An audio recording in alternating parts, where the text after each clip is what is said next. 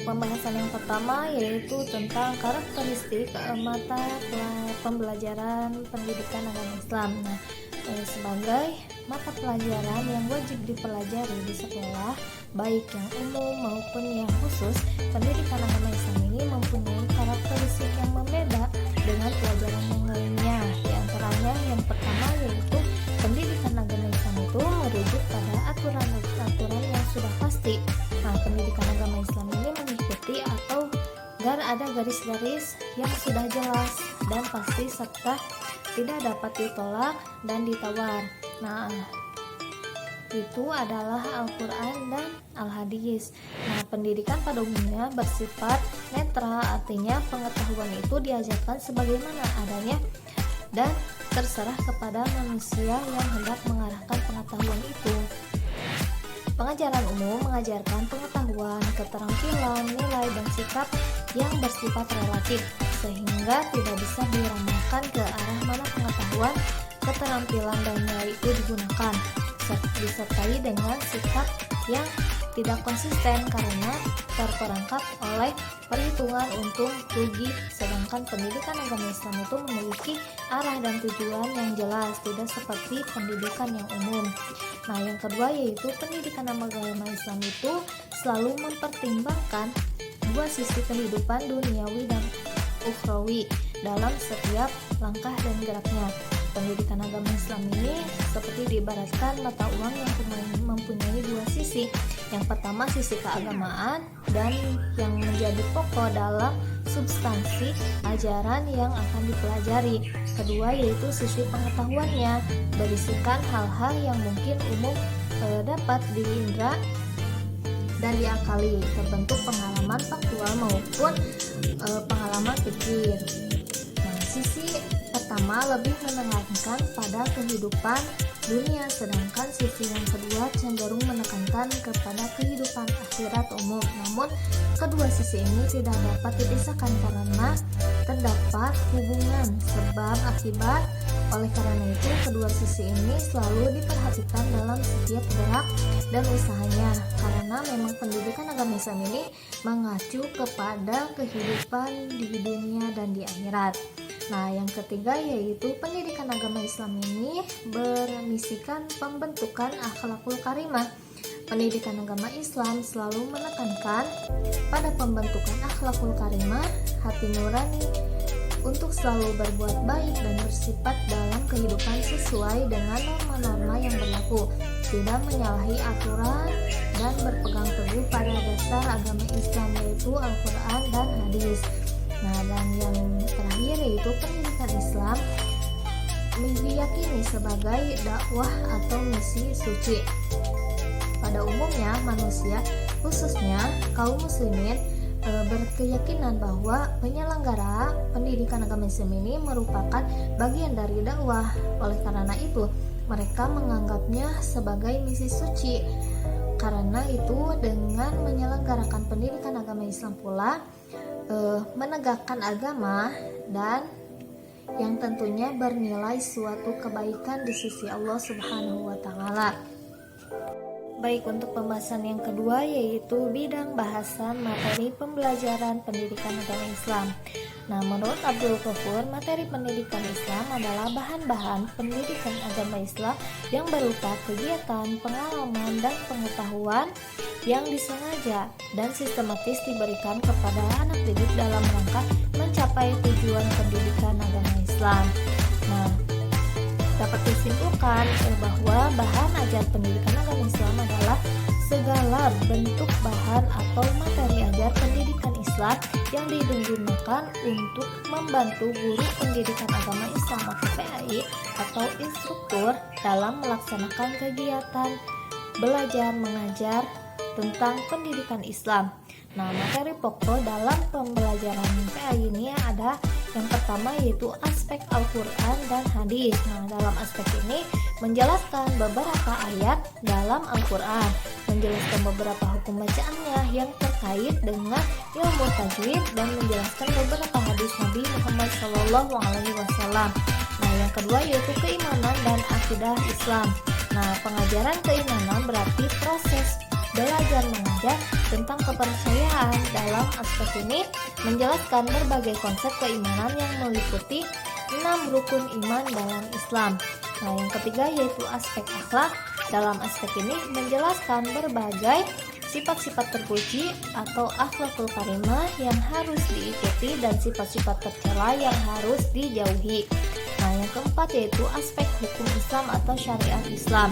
Nah, dalam aspek ini menjelaskan berbagai konsep keagamaan yang terkait dengan masalah ibadah dan muamalah atau hukum Islam yang bersumber pada Al-Quran, Sunnah, dan dalil-dalil syar'i yang lain. Nah, yang kelima yaitu aspek tarikh Islam. Nah, dalam aspek ini menjelaskan sejarah perkembangan atau peradaban Islam yang bisa diambil manfaatnya untuk diterapkan di masa sekarang.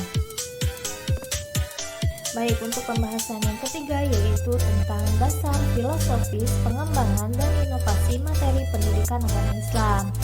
Nah, dalam pengembangan kurikulum, Islam harus memiliki landasan yang kuat agar supaya nilai kurikulum memiliki nilai guna bagi masyarakat.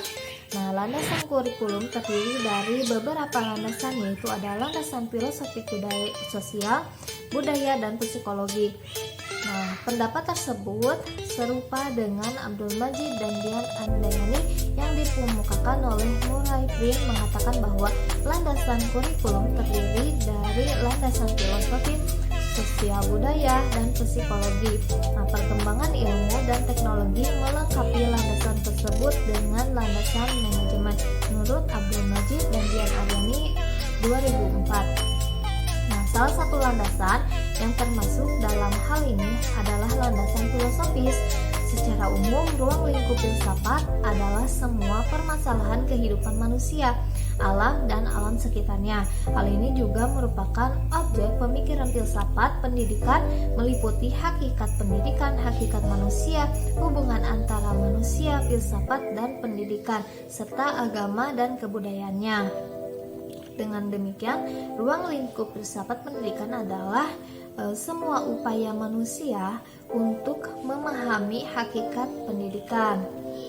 Nah, landasan ini sangat penting agar melihat suatu fenomena atau persoalan dengan sebenar-benarnya sehingga dapat menjadi penyelesaian secara bijak dan akurat. Nah, kemudian yang keempat yaitu tujuan pengembangan dan inovasi materi pendidikan agama Islam. Pengembangan materi PAI memiliki tujuan sederhana, yaitu yang pertama ada mempersiapkan kegiatan pembelajaran dalam berbagai situasi supaya dapat berlangsung secara optimal.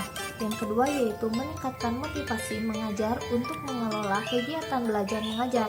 Yang ketiga mempersiapkan kegiatan belajar mengajar dengan mengisi bahan-bahan yang baru, ditampilkan dengan cara baru, dan dilaksanakan dengan strategi pembelajaran yang baru pula. Yang keempat yaitu memberikan pengetahuan baru untuk peserta didik maupun pendidik. Nah, menurut Khairul, inovasi pembelajaran bertujuan antara lain yang pertama yaitu mengaplikasikan model-model pembelajaran yang aktual, terutama pembelajaran kontekstual pada mata pelajaran pendidikan agama Islam. Yang kedua yaitu membekali siswa untuk belajar dalam dunia atau pengalamannya sehingga pembelajaran sesuai dengan kebutuhan siswa dalam kehidupan sehari-hari. Yang ketiga yaitu membekali siswa untuk belajar aktif, kreatif, dan menyenangkan sehingga dapat mengonstruksi pemahaman mereka, membuat kesan pendalam tentang apapun yang dipelajarinya, serta meningkatkan motivasi belajar siswa yang baik di dalam maupun di luar sekolah. Baik, yang selanjutnya yaitu tentang langkah-langkah pengembangan dan inovasi materi pendidikan agama Islam. Nah, seorang guru profesional hendaknya menyusun materi secara sistematis dan ideal menurut Tata Cana 2001. Nah, materi ajaran ideal ini adalah materi yang dibuat melalui langkah-langkah kerja yang sistematis dan detail serta pengembangannya. Nah, adapun langkah-langkah cermat dalam pengembangan dan inovasi materi PI ini yang pertama yaitu analisis kompetensi dan kebutuhan. Proses ini dimulai dengan cara menganalisis standar kompetensi dan kompetensi dasar yang terdapat dalam silabus. Setelah menganalisis SK dan KD-nya, maka dari sini perlu adanya identifikasi terkait apakah kompetensi yang sudah tercantum dalam silabus ini sesuai dengan kebutuhan siswa. Nah, analisis adalah proses awal yang ditempuh untuk menyusun bahan ajar yang menyesuaikan tuntutan kompetensi yang hendak dicapai oleh seorang siswa. Nah, yang kedua yaitu memilih materi pembelajaran. Materi pembelajaran ini dapat berarti mengoleksi beragam materi dari buku-buku yang dipubliskan. Kemudian guru memilih bahan ajar yang ada sesuai dengan tujuannya. Nah, dalam memilih materi pembelajaran harus disesuaikan dengan ranah kognitif, efektif, dan psikomotor. Nah, yang ketiga yaitu mengumpulkan bahan dari bahan sumber yang relevan. Nah, kemajuan pada bidang penelitian dan pengembangan informasi memberikan kesempatan bagi pendidik untuk memanfaatkan informasi seperti buku, internet, ensiklopedia, dan lain-lain sebagai referensi yang ada yang dapat dikumpulkan dan dapat digunakan sesuai dengan keinginan dan tujuan pembelajaran. Nah, yang keempat yaitu menyusun materi sesuai dengan konkret dan abstrak untuk mempermudah siswa dalam memahami. Yang kelima yaitu memilih dan pengorganisasian pengalaman belajar. Nah, pemilihan dan pengorganisasian ini pengalaman belajar dapat dilakukan dengan menggunakan pendekatan strategi, metode, serta teknik yang disesuaikan dengan tujuan dan sifat materi yang akan diberikan. Nah, sedangkan pengalaman belajar siswa dapat diperoleh dari pengalaman belajar visual, audio visual, peradaban, dan percuman. Jadi pengalaman pembelajaran ini yang harus dipilih siswa harus mencakup berbagai pengalaman yang menarik minat siswa sesuai dengan tujuan pembelajaran, tingkat perkembangan, dan merangsang siswa belajar aktif dan kreatif. Nah, ada yang terakhir yaitu pengalaman alat evaluasi. Nah, evaluasi adalah mengukur apa yang hendak diukur, yaitu dengan menelaah kembali apakah kegiatan yang telah dilakukan itu sesuai dengan tujuan yang ditetapkan atau belum. Nah, penilaian sendiri merupakan kegiatan pengumpulan informasi, pembuatan pertimbangan, dan pembuatan keputusan. Mengevaluasi berarti memberikan atau menilai apakah sesuatu itu bernilai atau tidak.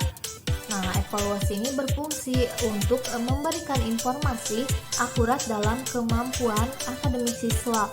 Maka hasil dari evaluasi ini dimanfaatkan untuk mengadakan revisi atau pengubahan total kurikulum menjadi suatu kurikulum yang baru lagi. Baik, untuk materi yang terakhir yaitu tentang contoh hasil dari pengembangan dan inovasi materi pendidikan agama Islam dalam pembelajaran era Society 5.0.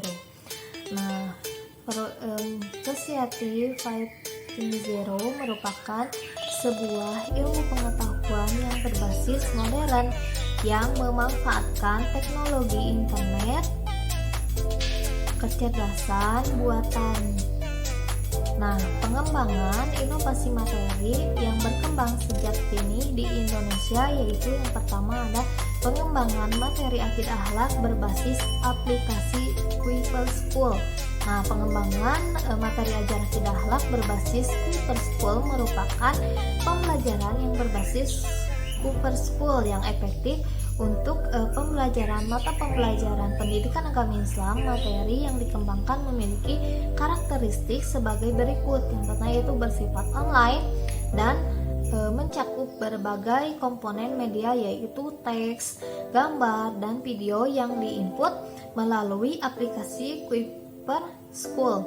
Nah, ditinjau dari aspek pembelajaran, materi, dan media, dan jumlah presentasi siswa yang mencapai ketuntasan belajar setelah menggunakan media pembelajaran.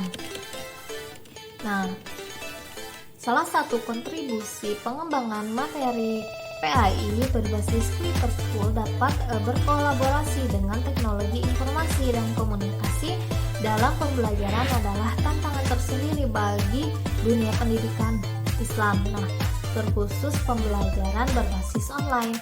Salah satunya fungsi pembelajaran online Kuiper School adalah siswa belajar tidak mengenal waktu dan tempat. Nah, sekadar contoh adalah jika peserta didik berhalangan untuk datang ke sekolah, maka pihak sekolah cukup mengirimkan pesan berupa tugas kepada siswa melalui aplikasi Kuiper School.